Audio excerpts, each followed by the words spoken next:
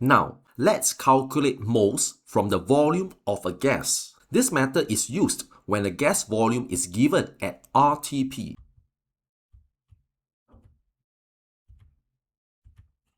Let's start with the question. How many moles are present in 48.0 dm³ of carbon dioxide, CO2, at r.t.p?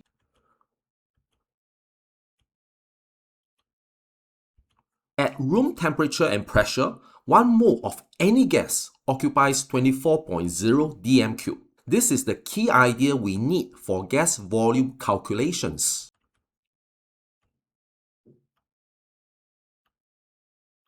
Now, to calculate moles from gas volume at r.t.p, we use N equals to V over 24.0. Here, N is the number of moles and V is the gas volume in dm³.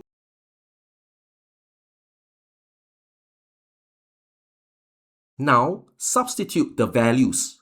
The gas volume is 48.0 dm³. So, N equals to 48.0 divided by 24.0, which gives 2.00 mole. So the answer is 2.00 mole. The key exam trap is this. Use 24.0 dm³ only when the gas volume is measured at r.t.p.